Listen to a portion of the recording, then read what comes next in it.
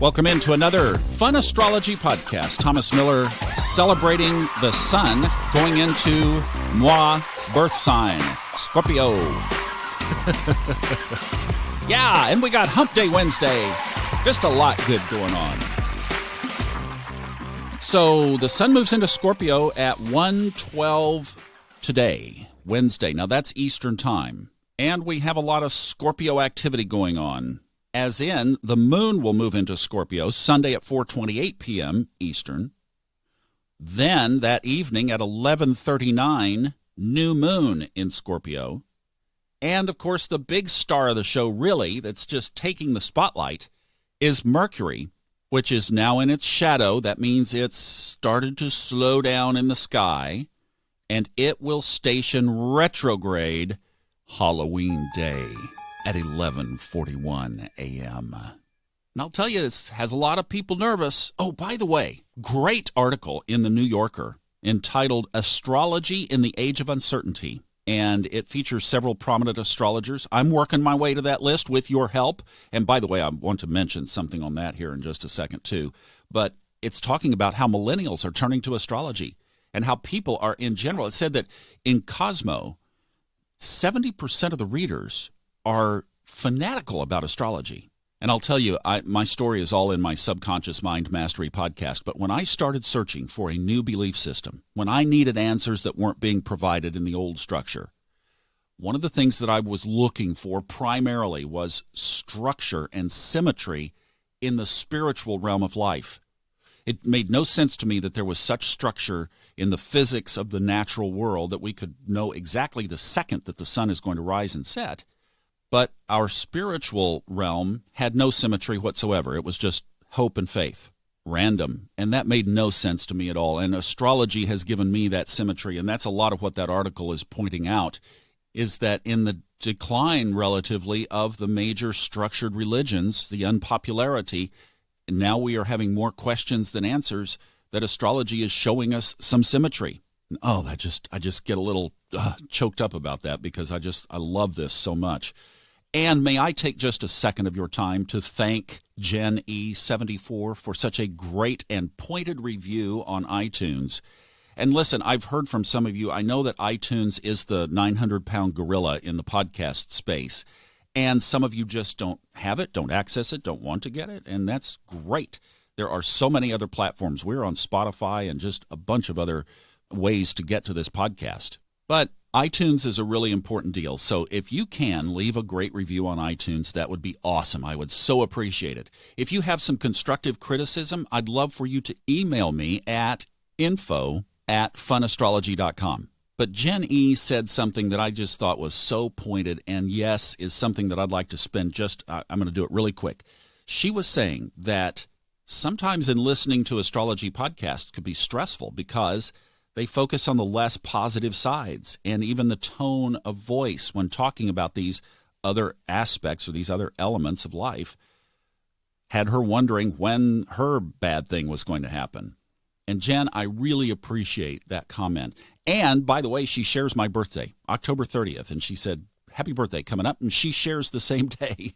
So back to you. But that's a great point that I just wanted to say. My heart in this is to give the chart its full treatment. And that is that, just like in life, we have things that make us incredibly elated and happy and jumping for joy. And we have things that bring tears to our eyes. And we have to live and experience and work through both of those and everything in between. And it's no different in the chart. And my treatment of the chart is that there is always an opposite, and we always have choice. So, yes, there are challenging energies reflected in the chart. It's real.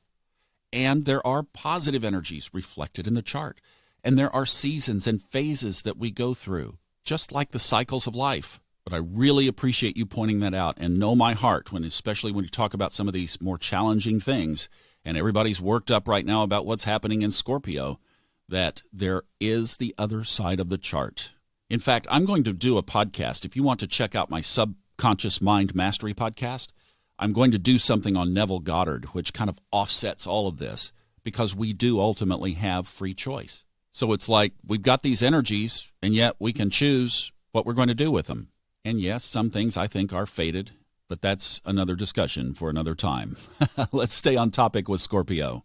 So 1:12 Eastern time this afternoon, the sun tips in. Sunday, the moon goes into Scorpio, 4:28 p.m. Eastern, and then a new moon at 11:39 p.m. Eastern time. But the guy that's stealing the show is Mercury, which is already well into Scorpio. We've been talking about that for about a month, almost a month, but 24 degrees.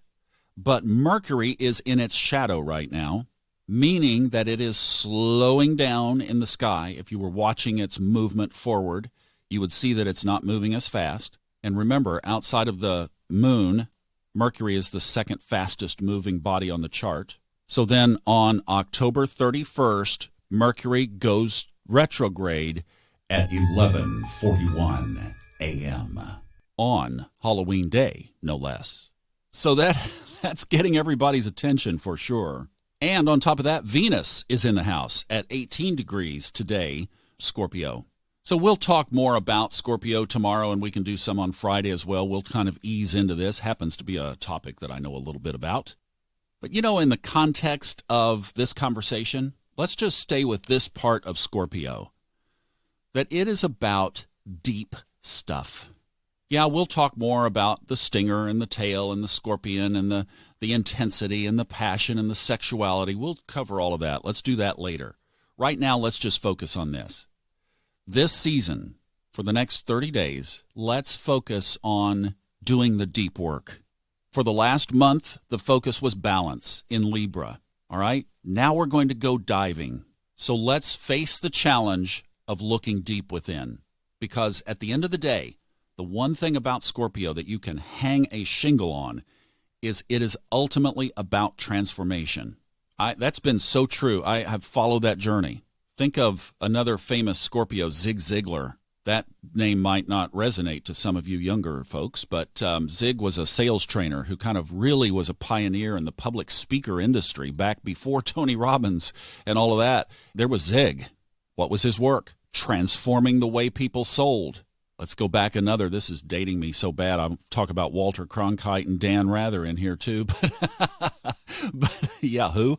But generational folks. But Billy Graham was a Scorpio. And what was his work? Life work dedicated to transforming souls. A president who was a Scorpio, Teddy Roosevelt, transformed the protection of our natural resources. A great lover of the so many wonderful places that we have in this country and wanted to protect them.